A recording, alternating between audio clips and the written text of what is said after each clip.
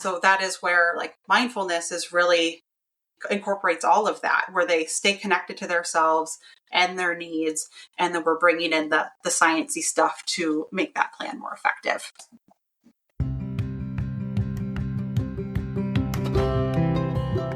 If you want to learn how you can live better with PMDD, this podcast was created for you. This is Mindfulness for PMDD with Diane. I'm Diane, and I'm a registered dietitian and lactation consultant. I'm also a mom, a PMDD warrior, and a trauma-informed mindfulness teacher. And this is where I discuss topics related to PMDD through the lens of mindfulness and meditation, and where I share all about how mindfulness has gotten me to a place of greater peace and acceptance with my PMDD. I also chat with people who have helped and inspired me along the way, so they can share their wisdom with you too. So let's get started.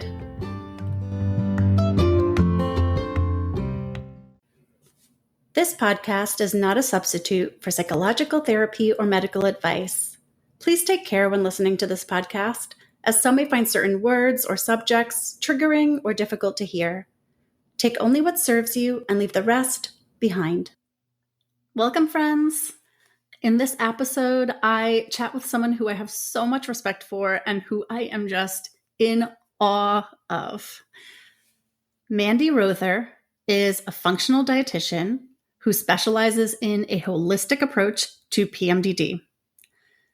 She combines 15 years of professional experience with her lived experience of PMDD to guide her comprehensive, data-driven approach.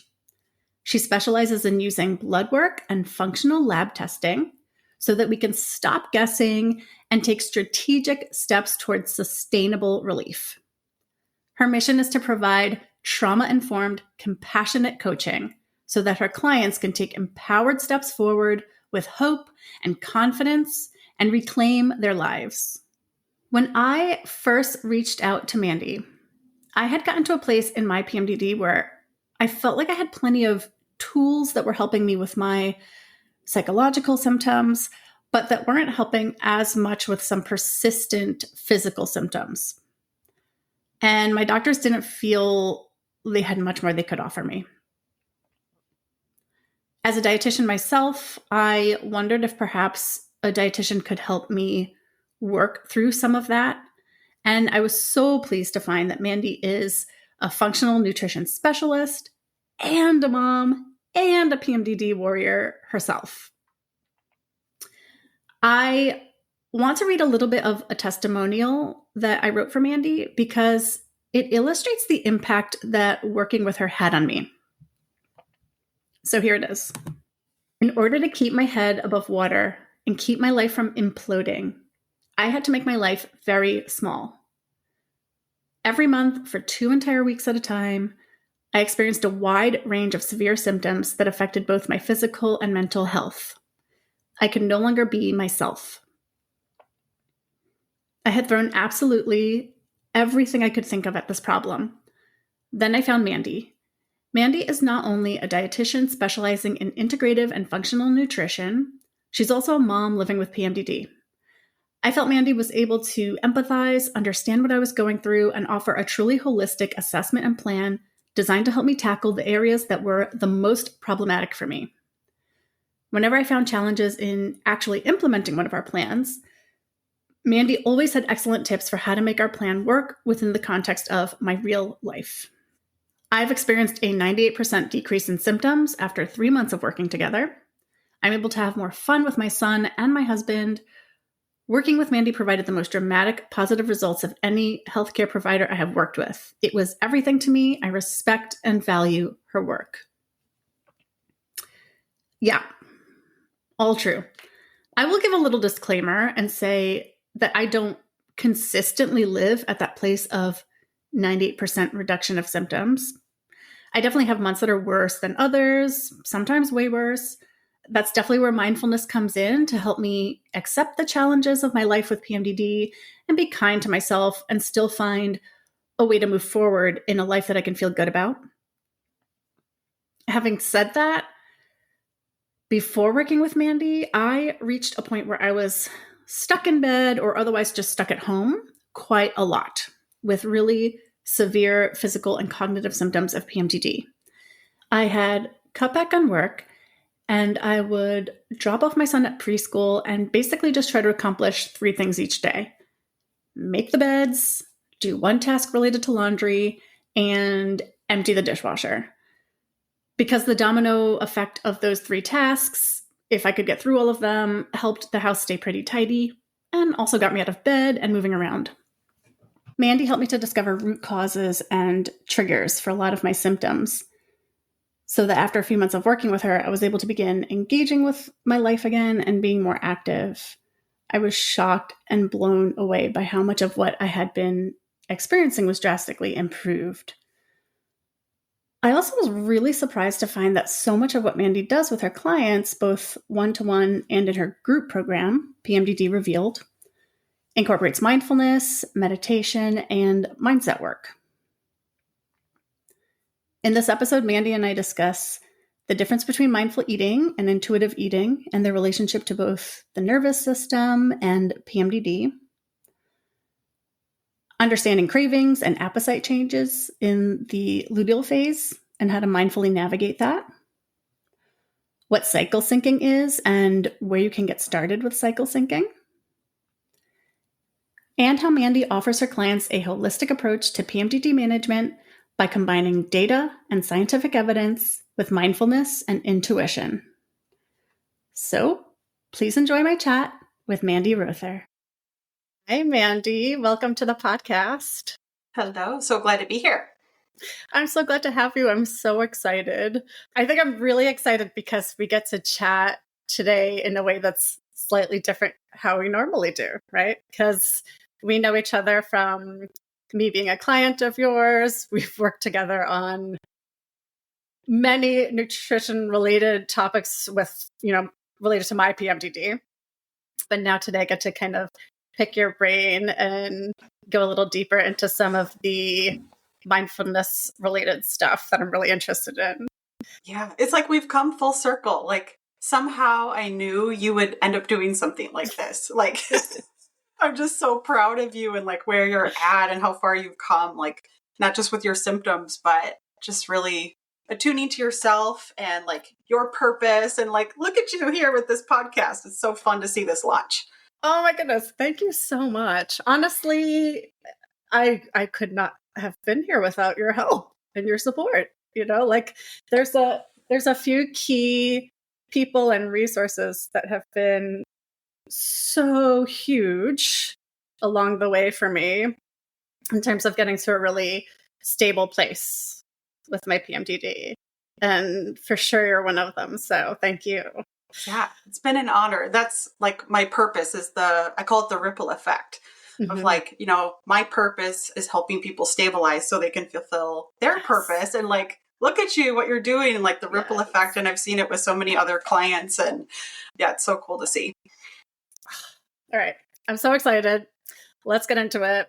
So I was mentioning to you before our call that when I am doing this podcast myself, I like to mention what day I'm on and kind of how I'm feeling related to that.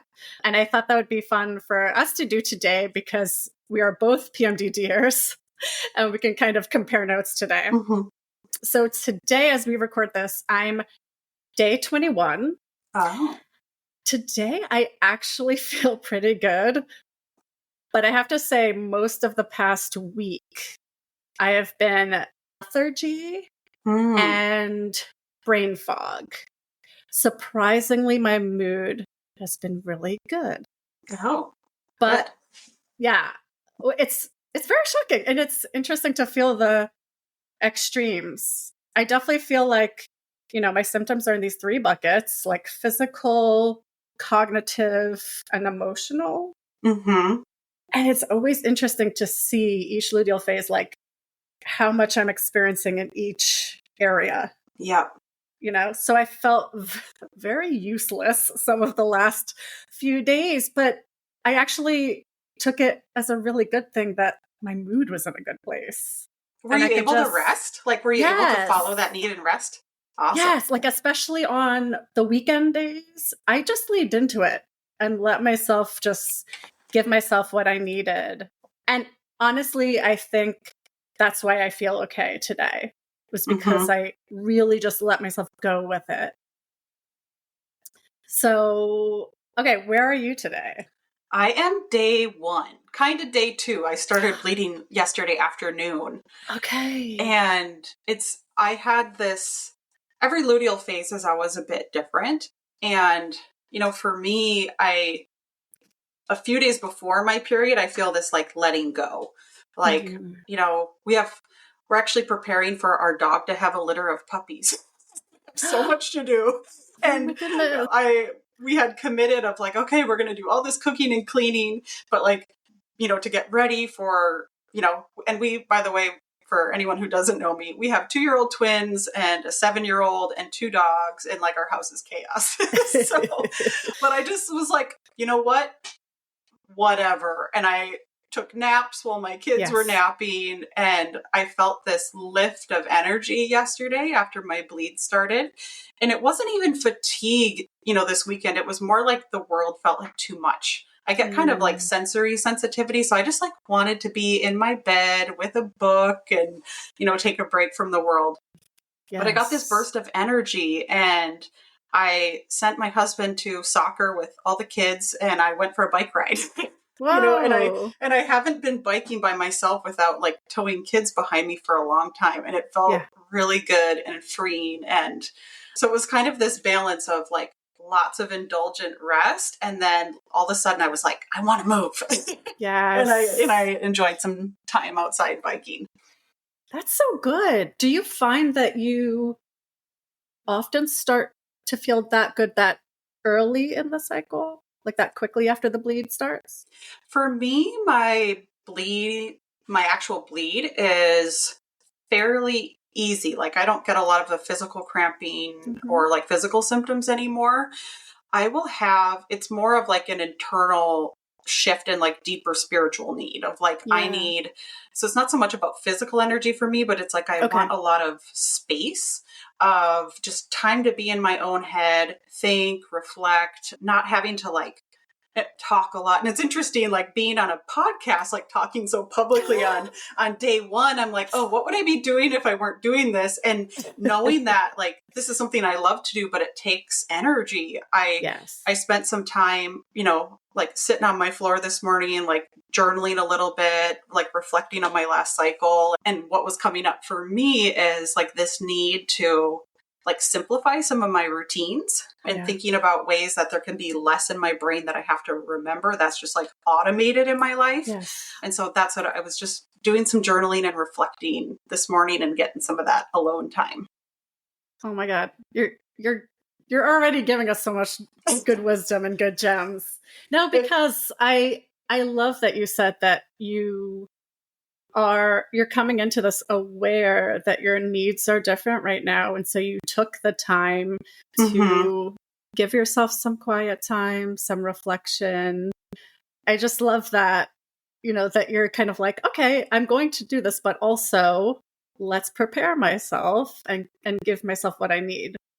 Yeah. So I think, sometimes I find my body just needs like a little bit of a reset. Like whether that's in between clients or after doing something that like, and I'm an introvert by nature. So if I'm presenting, like I could present to a group of hundreds of people and feel okay, but I'm going to need some extra tending to after. Like after we wrap up, I have a meeting with my assistant, but I'm probably going to like take the first part of the meeting outside, get some fresh air, like put my feet in the grass, refill my tea. And it's just about that. And that's what mindfulness is, right? This gentle noticing. And my group they'll share that, like I'm always saying early and often of like, how can we notice these needs all the time, be tending to them all the time until essentially, rather than waiting until shit hits the fan, so to speak.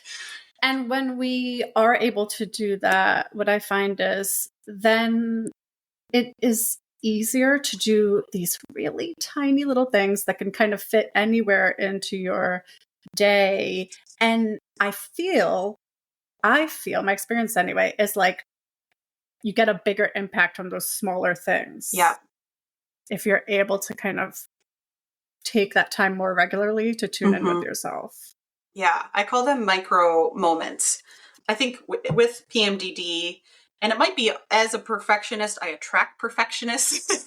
And then we have PMDD, I feel like there's a trend of perfectionism.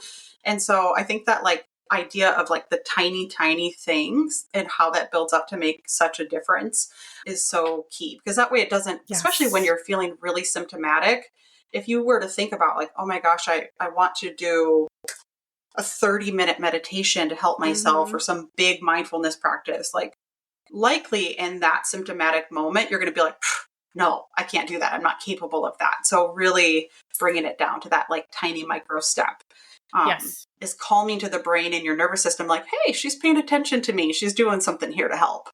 Yes, 100%. All right, Mandy, I love this because we're already diving way into the mindfulness. But let's back up a second, because for the listener, I would love it if you could share a little bit about yourself in terms of what you do, but also what got you here. Yeah. And so as I was sharing, like my mission, my purpose is really to help people kind of access that level of stability and vitality where they can fulfill their purpose. And specifically, I specialize in PMDD. I also see a lot of PME, so premenstrual exacerbation, where someone doesn't just have PMDD, they have anxiety and depression, or PCOS or IBS or other health concerns. And we're looking at, from a functional medicine lens, how does it all connect? And so I always like to share, I'm the most stubborn practitioner out there. And so I tend to find people, or people find me rather, that have tried a lot of different things that have not worked, even people that have seen multiple naturopaths or even tried the holistic perspective. And what I like to do, and where I get really stubborn, is, okay, did we really get to the root of it? And how do we connect the dots between someone's cyclical experience and their PMDD symptoms and what's underneath? Because until we get to what's underneath, we're always going to be playing the Band-Aid game. And so I'm a dietitian by training, and I have extensive functional medicine training. And so that is a big part of what I do. And then I love to weave in, which we'll talk about today, other mindfulness connection components, nervous system components, because we're whole people. We have to address everything all together.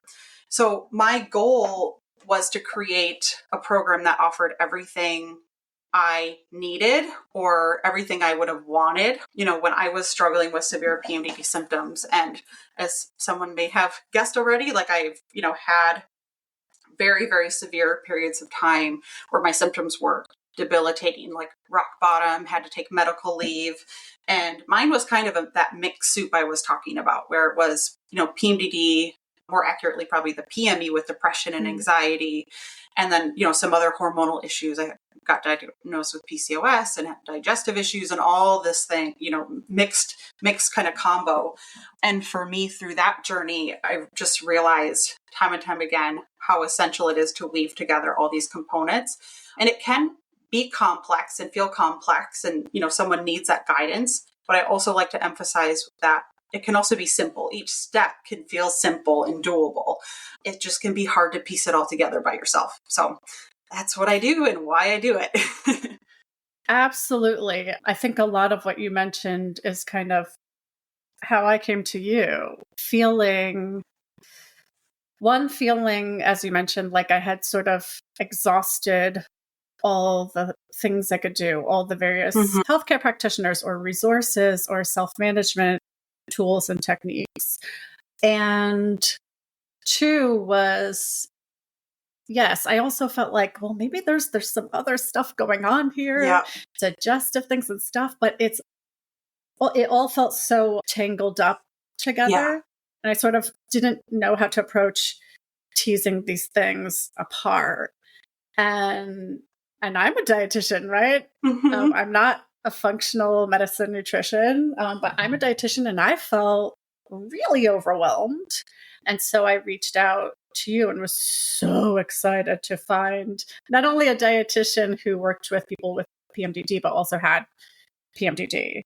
And then I was also really excited to learn over time how much kind of mindfulness you incorporate in your work, because that has also been such a huge part of my journey.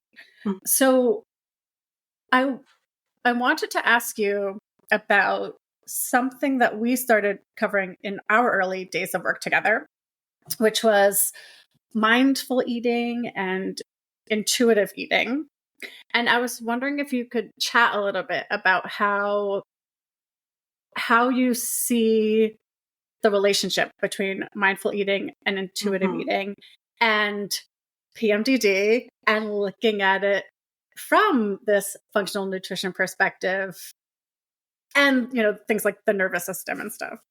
Yeah, it's like a little web of connections, Yes. right?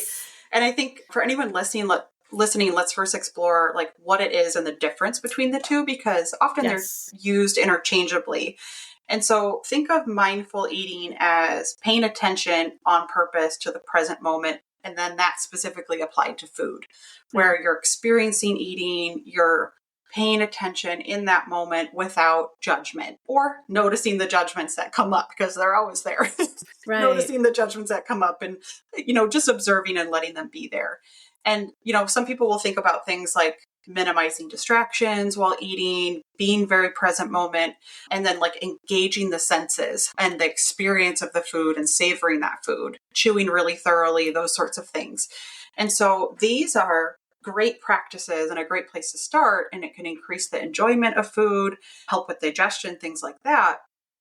But sometimes it's not enough when we're looking at the food relationship. And so if we look at intuitive eating, anyone can Google, the 10 principles of intuitive eating. So this really refers to, think of it like a broader philosophy that like rejects the diet mentality and then focuses on eating for that like physical nourishment rather than emotional coping, which we'll come back to, the emotional eating part, while trusting your body and relying on hunger and fullness cues. So this might look like, see you later diet culture, and now let me honor myself and my body, nourish my body without restriction. And what I'm seeing out there is there's so much information on social media and otherwise about mindful and intuitive eating. And it is such an important tool, but sometimes I see those principles being taken and used as a weapon rather than a tool. It becomes kind of like, for some people, again, bringing back in the perfectionism piece, it can become kind of a measuring stick where people feel like, oh, this sounds so simple in theory, but now I'm doing it wrong. Okay. And so I'm often asked the question of like, how, intuitive eating sounds great, but like, how can I trust my intuition? Like when I've been so out of control with food, or binging episodes, or patterns of restriction in the past, or even if someone has had a diagnosed eating disorder, they feel very disconnected with their body, and it can feel hard and scary to just like leap and trust their intuition. Yes. So I think we should talk about that a little bit, because that's common, and I don't think enough people are talking about that. Yes. So how do you start down that path with someone, with a client? So, and I think that relates to how mindfulness and meditation sometimes can be really scary or uncomfortable for someone, particularly if they've experienced some trauma. It can be really uncomfortable to sit with what it is you're feeling and experiencing, and also sometimes the experience can be, well, I don't know what to do with this. I don't know what to trust. I don't know where to go from here. So can you talk about that more? Yeah. Well, sometimes it helps to think of like the backstory first of how someone may have arrived in this place where they feel like, I'm sure my body is sending me signals, but I either don't hear them, I don't know how to listen to them. And if you, think for listeners to think about like a child in their life, when you look at children and how they eat, like they know when they're full, they know when they're hungry, and they're going to tell you, and there's no guilt or shame about it. Yeah. And oftentimes, if you think about, sometimes we can push children of like, finish your plate and just one more bite. It's like we gradually coach them out of that unknowingly, unconsciously. Yes.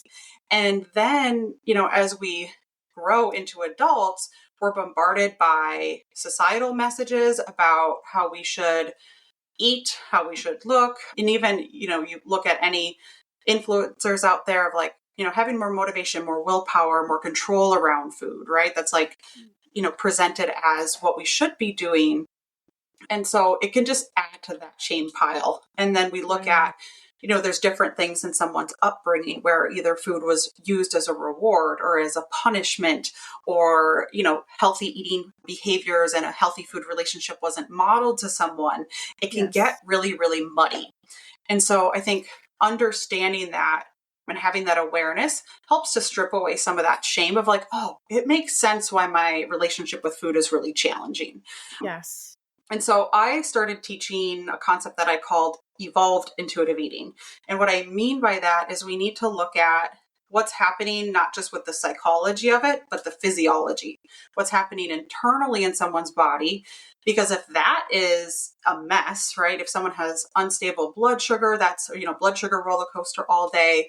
If they have insufficient nutrient levels, if they have imbalanced brain chemistry, which is exactly the shifts that we'll talk about that happens with PMDD, it can feel hard or like an uphill battle to trust the signals that your body is sending. So we have to take care of the physical part as well as looking at how we're using food to cope with emotions and the, more traditional intuitive eating strategies.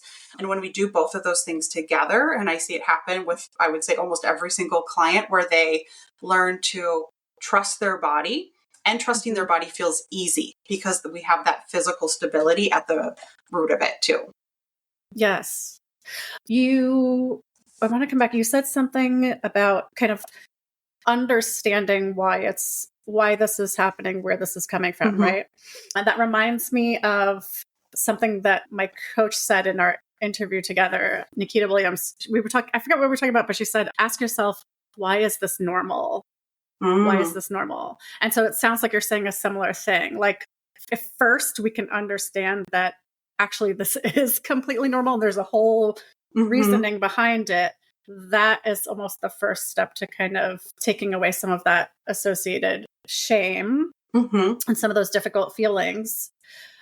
I feel like this relates to my next question to you. So if it's okay with you, I want to talk about like cravings and appetite changes and stuff. Yeah. Because that similarly can be just like a real mess in the mind to have to confront. Right. And it may be something that you're dealing with all the time, or that gets worse or comes up in the luteal phase. But either way, I feel like that's a thing that has a normal reason for it. There's a reason that's happening. Yeah. But we attach a lot of shame, maybe try to kind of put some of that pressure on ourselves and that perfectionism. So one, I feel like that must be really common. So I wonder if you come across that a lot with clients, but also two, can you speak a little bit to like how you do work with clients on that? The idea of cravings and appetite changes and things. Yeah, let's dig into that, because I think, we can look at first why it's happening and normalize it. And I think when you understand the why, that leads to the what to do. Right. And even I want to just emphasize a point that you made that I think is so important before we dive into the other stuff, is sometimes it is the meaning we make of it or that we attach to it. And I like to share with my group of like, for me, I love French fries. If someone were to tell me like, oh, you're craving French fries, that means, you shouldn't do that during your cycle. Like never, I'd be like, no, I'm going to eat my French fries. The difference is that like, let's say if I want to eat French fries during my luteal phase or any other part of my cycle, having them and making that a conscious, intentional choice and really enjoying it, and then it's done, it happened, no big deal, is very, very different. And the stress that it places on us and the emotional toll, if I had the French fries and then that led to a spiral of, self-deprecation and beating myself up about it, or the spiral of how it could impact other food behaviors for the rest of the day, rest of the week, etc. And so sometimes it is just allowing that flexibility and releasing the need for perfection. Most people, it can have beautiful, amazing menstrual cycles with like a B+ diet, meaning 80% of the time they're eating whole foods that nourish them. And then the other 20%, in my case is like, French fries and chocolate and some of those more indulgent things. Yeah. And so I think with the cravings, it is normal is just think of it like a volume dial. Like, is it way turned up where those cravings feel like they're controlling you, they're all consuming? That is typically something that we want to look at the physiological undercurrent of and start to address, and then the emotional connection to it too. If it's like a slight desire or in the mood for a food, I think that is where we want to normalize it and as part of the cycle. So what happens is hormones fluctuate throughout the menstrual cycle, and those changes impact our brain chemistry and our appetite and even our caloric needs. Our calorie needs actually go up a little bit during the luteal phase, that week or two before the cycle. Okay. And so during the first half of the cycle, for anyone unfamiliar, it's called the follicular phase. So let's just call it the first half. Cravings are typically lower during that time because we're more sensitive to insulin to manage our blood sugar, and we're more efficiently processing carbohydrates. And so typically it's easier to stabilize blood sugar, and that leads to fewer cravings. Now, this might be different for everyone, especially if I see this a lot in someone who's like over exercising, lots of high intensity workouts without adequate nourishment. Maybe they're restricting carbs or unintentionally reducing carbs too much during, certain parts of the cycle. Yeah. And then during the second half of the cycle, the luteal phase, the shift in hormones kind of revs up our metabolism and our appetite. And when the hormones dip, especially estrogen, we're less sensitive to insulin, and it becomes a little bit harder to regulate blood sugar. And when estrogen goes down, so does serotonin. So that's like our calm, content, feel-good brain chemical. And when that's low, not only is our mood dysregulated, our sleep can be dysregulated, but we can have more cravings for carbohydrates. So this is just like extra pronounced with PMDD because of what causes PMDD with like the shifts in serotonin and GABA and such in the brain. Right. And I made a note of a statistic to share just for people to understand how common this is. So it's these appetite and eating like behaviors are well documented in PMDD. And there's over a 16% comorbidity with eating disorders in PMDD compared to only like a 2.3% in the general population. That's a huge difference. Yes. And I was looking up research on this a few months ago, and this is especially prevalent with people with personality signs of harm avoidance. So harm avoidance looks like a ton of self-criticism, lots of self-doubt, trouble saying no to others or setting boundaries with others, sometimes conflict avoidance. Mm-hmm. And anyone listening might be like, yep, that's me. That can be very, very common. And this makes sense because it's deeply painful to be overcome with self-doubt and worry and those feelings towards ourselves. It makes sense that our brain would want to find like an alternate route, like to hide away or avoid those negative feelings. And for some people, that happens with food. Okay.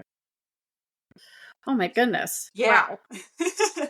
So many things to think about. And we can shift to like, okay, what do we do? But any questions on that or thoughts on that?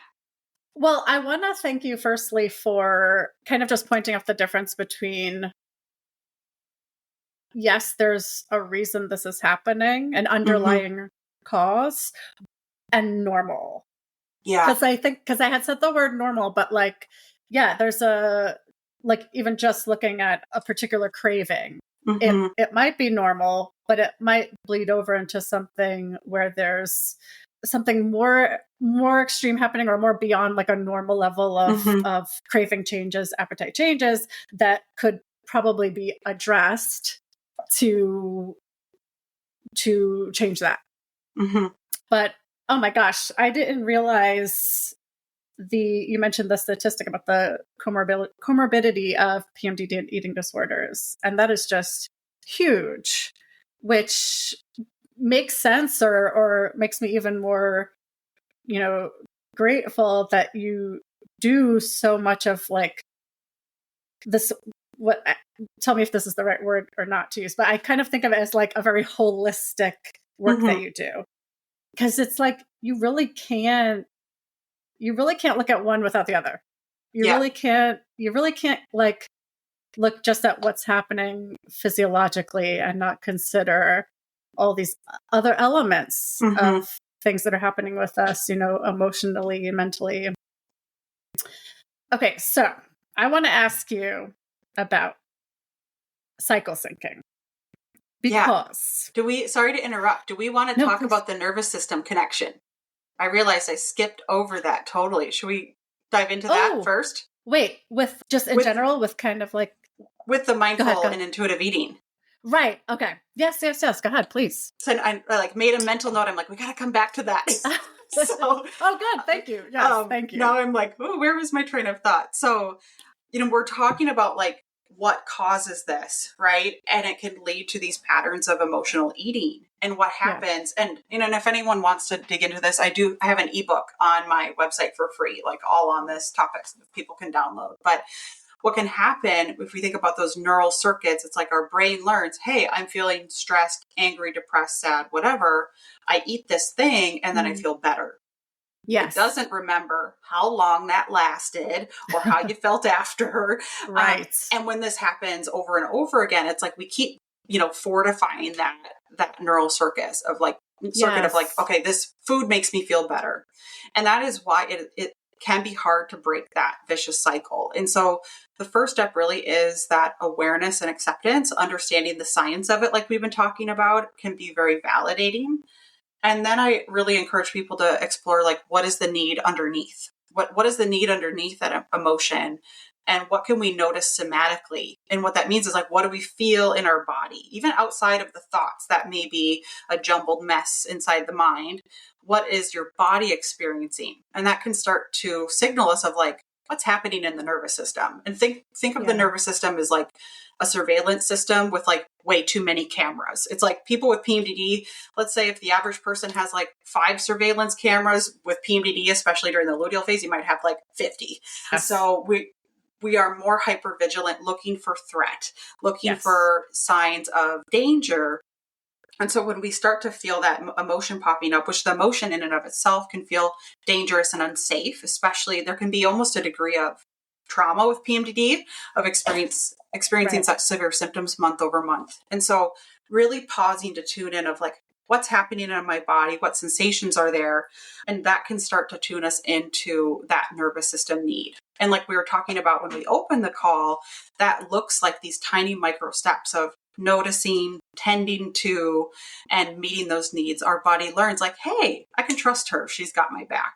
And it's like a sigh of relief really for our nervous system when we are following up with, okay, my body is telling me I need a break from, this conversation I'm in right now, or I need to step away and go step outside, or whatever that small action step is. When people learn to follow that early and often, like we were talking about, sometimes things don't mount up as much where it can end up with, some of these, emotional eating symptoms or other ways of coping.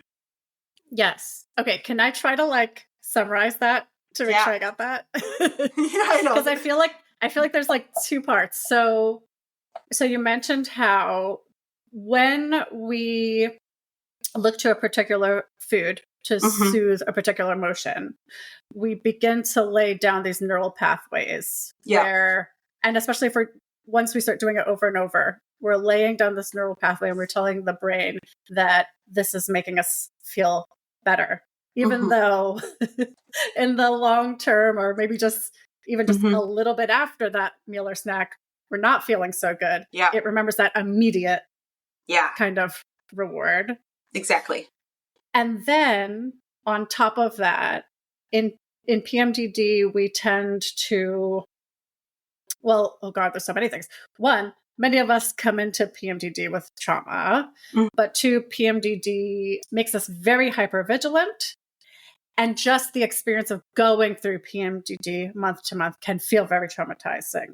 Yeah. So now, if we aren't able to find a way to take a pause and listen to what we need, why we're grabbing that bag of chips or whatever it is, for me it was always chips, that can lead to a pattern of our brain just immediately wanting to reach for that to soothe what we're feeling. And if we can sort of break that cycle, that pattern, by taking those little moments early and often, whenever we can, to check in with ourselves. What are we feeling? What am I needing right now that's causing this feeling or this desire for whatever this snack is, we can break that pattern. Otherwise, that's how it kind of becomes like an autopilot thing that we go to each time. Yeah. Yeah. And what I often see happen is someone will recognize, hey, this is a problem. I'm emotionally eating or binging or whatever it may be. And their first step is often, well, I got to stop doing that. I got to stop reaching for the chips or whatever it may be. And I would argue that the first step is actually different. It's learning your body's needs and starting to build your toolbox of what does my body need and what works for me.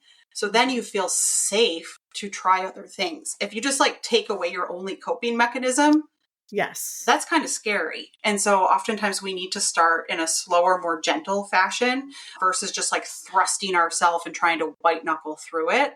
That is really stressful. And then we can feel horrible if we fail and it doesn't like work. And so I think that's the biggest thing I see, that we actually need to start in a little bit of a different place to build up that self-knowing and that toolbox. Yes, you're totally right.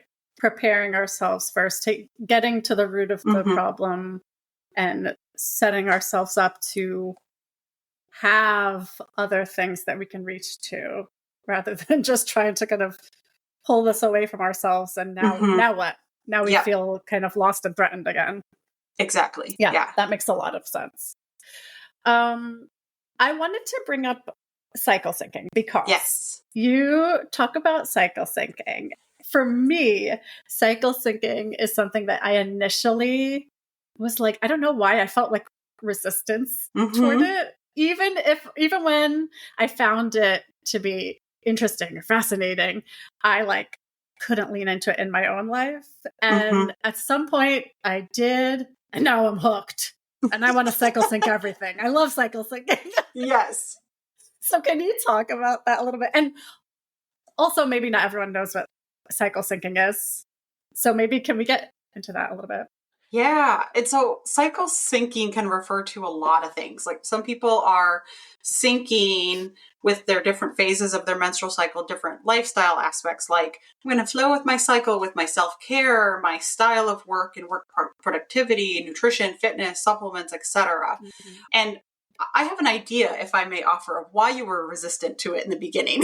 Yes. And this is why I actually don't talk about it in the way that we're going to talk about it until like phase 3 of my program. Because when you're feeling really, really unstable and you're having severe symptoms, like you honestly, you're not going to care if like your workout is like conducive to your phase. Like nobody cares about that or should care about that at the beginning. It's too much. It's too much to think about. And so, and I also think like if you were to look at online of like cycle syncing, nutrition and fitness, like there's tons of charts and tons of information. Again, when you're in survival mode, it's too much. It's not the place to start. That doesn't mean that we're ignoring cyclical needs, but we need to start in a different place. And so, and if we zoom out, you know, and think about like, we are all cyclical beings, PMDD or not, we have cyclical needs. It's just, I feel like PMDD, when those cyclical needs are ignored, it's like comes out with a slap on the face. Like, hey, you got to pay attention to this.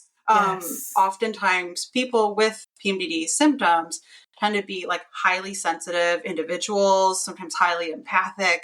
And so we notice those shifts in a more intense, significant way. And I would say that that also comes with some pretty cool gifts of being the type of person who is highly sensitive. And we can get into that. But so with all this buzz, it's like crowd out the noise or whatever you're reading on social media.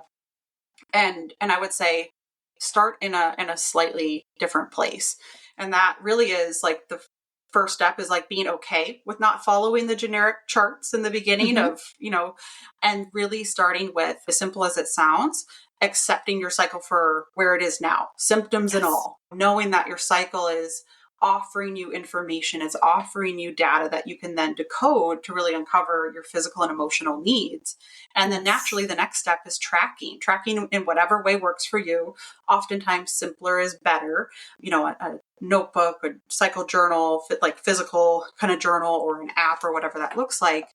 and then not just zooming in on the symptoms, but tracking other things. If we hyper focus on symptoms and what's going wrong, we miss the gold mine of information that can help us really begin a truly intuitive cycle syncing process of what those needs are. For example, yesterday was my first day of the bleed, and I shared I went for a long bike ride. If I just look at the charts, I would have said, oh, I should have only napped and not went on my bike ride. But my body was like, you want to be outside, you want to move. Yes. And so, in one of my favorite books, Wild Power, they talk about the big red rule. And that is essentially that there are no rules. And this is where the nature of mindfulness and the intuitive nature of cycle syncing really need to be protected first. And so learning and using those charts is really helpful. And I teach on that in my program and in workshops and such. But we have to start with knowing yourself first. So then you can take the pieces of that are important to you and apply to you and actually are going to work without causing stress on your system. Yeah. I think I really love one of the first things you said. I think it's so huge, which is the first place to start is actually really simply, although it might feel really tough, just accepting your cycle for what it is and the changes you are going to experience as you go through the cycle. That is so huge. I think you're so right. I think that is the first step before anything else. And then just starting to observe. Yeah. Right? Just starting to collect that information without judgment, without giving ourselves a hard time. Right? Just collecting it as you say, as data for how we can then move forward to work with our cycle rather than against it. Exactly. But I really, really, really love that you said start there. Just kind of like with the first step of just accepting the cycle for what it is. And often in the next question people will ask, so if someone has taken the step of learning about their cycle, their cyclical needs, they naturally be like, okay, so how the heck am I supposed to do this in my real life? And this makes sense, right? Again, if we normalize how hard this is, we live in a linear world that expects us to be the same every day. We're expected to show up to work with the same capacity and productivity and energy and brain power. And we could like add a feminist lens to this and talk more about that, but it kind of goes without saying that the world, and especially in American society, and I would argue globally, is not set up to honor this more like feminine rhythm for people with menstrual cycles where we are different. And this can happen in partnerships too, where I feel like I had to train my husband, Yvonne, of like, hey, I'm different. I have different, fluctuating levels of energy where I'm going to be more or less involved in housework. My libido and sexual desires not going to be the same day in, day out. And this is nothing against men, but they're kind of the same every day where, they don't have these hormonal fluctuations that we do. Oh, we lose our connection. I lost you for a second. Oh. I heard you say men, and so if we could just go back. I think you were explaining how they're kind of, their rhythm's different from ours. Yeah. It is where it's like we have to learn it ourselves so then we can share with them, hey, I'm different. These different phases. Here are my different needs. It's almost like coaching them and really advocating for your needs. And even for parents listening, sometimes we feel or have this expectation that we should be like super mom all the time, every day, every week, every month of the year, where how you are, parenting your children might look a little bit different. There's sometimes where it might feel easier than others. And so really knowing, okay, it makes sense that this is hard.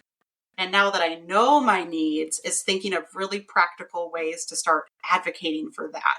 Yes. And really being grounded in, I need this, and that's okay that I need this. Because oftentimes when it can feel like the world's kind of against us when we start trying to do some of those self-care practices. Yeah.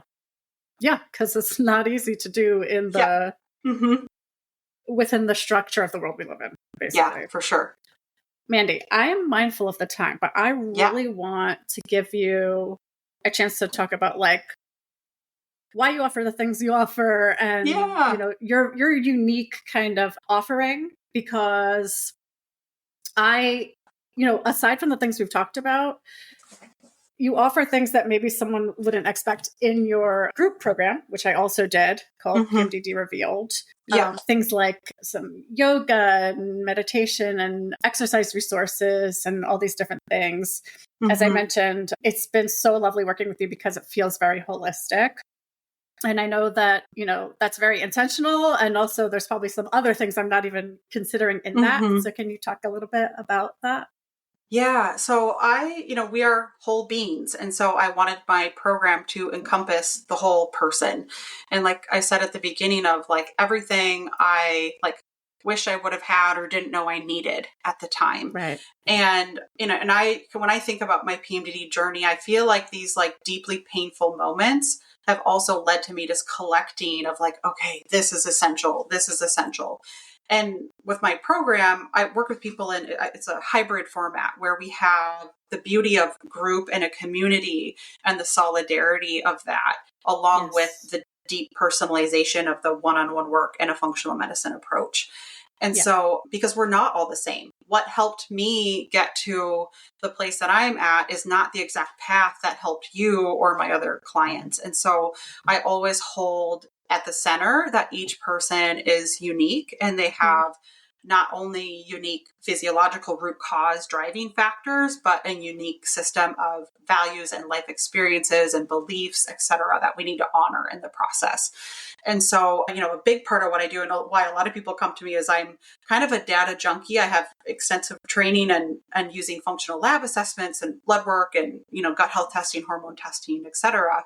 And so that is a piece of it. But what I found is that when we combine that with these other factors of this intuitive way of cycle syncing, the intuitive movement and mindfulness, the nervous system toolbox that I help my clients build, then it's powerful beyond measure when we bring all those components together. And so, you know, for me, there was just this deep calling to really help people to, you know, stop having to, you know, take masking tape and duct tape and piece things together themselves, because that is super damn hard to do when someone's very symptomatic, to really create a path where people are guided step by step with the level of personalization. And so it's just something I feel super passionate about. And I think part of my role in the world is to help act as a bridge between a couple things: conventional medicine and holistic medicine. You know, they don't have to be mutually exclusive, where people have the right to have a choice in their care and what's going to work for them. And sometimes that's a combined approach or bringing in the others or having other options when medications and birth control, et cetera, haven't worked. And the other is acting as a bridge between the objective hard data that we see in someone's lab tests, along with bridging that with their self-knowing, their intuition and their needs. And so in that way, I'm just a conduit in providing my expertise to help people get there. But it's really, and I share with my clients all the time that my goal is to keep them in the driver's seat, because people that feel safest in the driver's seat and they know themselves best. And so that is where like mindfulness is really incorporates all of that, where they stay connected to themselves and their needs. And then we're bringing in the sciencey stuff to make that plan more effective. I love it so much. What you're doing is really so unique, for better or worse, right? Like, thank goodness you're out there, but it really is quite unique what you're doing. And I feel like we need more of it. It's just phenomenal what you're doing. I feel like we've just gotten to the tip of the iceberg today. I feel like we need to do this again for sure at some point. In the meanwhile, for anyone listening who wants to connect with you and learn more, possibly work with you, can you let everyone know how they can do that, where they can find you? Yeah. And so I'm sure you'll link below the episode to my website and such, but I would love to just hear from people. You know, feel free to reach out on the contact form on my website. Like, tell me how this episode impacted you. That just like fills my cup and helps re-energize me to keep fighting the good fight. But, you know, if anyone is interested in this type of work, I have, a button on my website to schedule a strategy session where we would meet, face to face over Zoom and really dive into someone's personal history, where their symptoms are at now, what they've tried, what's worked, what hasn't worked. And that is the beginning to start to decode and untangle all this. And then for, free resources, I have a Moody and Menstrual newsletter, I call it, where I'm emailing clients, or not clients, but my email list most weeks, just kind of musings and reflections and science on PMDD and the menstrual cycle. And there's a free ebook on my website, and I'll be launching a free PMDD course soon in the nearest future as my capacity allows. So lots of different ways to connect, but the best way, hop on my email list. I intentionally don't spend a lot of time on social media. My nervous system doesn't like to be on social media every day. So jump on that email list and then reach out for a one-on-one session if you're feeling ready and called to dive deep. Perfect. Yes, I will absolutely put your website in the show notes. I just tell you, I love the newsletter so much because, as I've told you, you really put a lot of yourself. You're just very open and honest and transparent in general, but in your newsletters in particular. Mm-hmm. And I think that's so important in general, but in particular with dietitians, because I've often found as a dietitian that people kind of, I don't know, they think that we're kind of these perfectionists or this like this thing that you can't reach, like they kind of put us on a pedestal. Mm-hmm. So to have someone who's a dietitian who you can reach out to, who not only has PMDD, but also is just like showing you, I am a human being too, just like you. It's so helpful. It's so validating. And I think it helps even more everything that you're doing. Like it makes your impact so much bigger. Yeah. So thank you so much. Yeah, that's my goal, to be writing to thousands and thousands of people every single week. Eventually I'll have my own, podcast, I'm sure. But I think, yes, I had to press the pause button on myself because I'm like, I can't overwhelm myself and I won't help anyone. But I'm just really on a mission to help people not feel so alone in this. I think that's the biggest thing where, for anyone listening, you are not alone. This is real. It's a real condition, but hope is possible. It's not a life sentence. Oh, that was a beautiful, perfect ending. Yes. Thank you so much, Mandy, for joining me today. Thank you. We will definitely be talking soon. Thank you. Okay. Bye. Bye.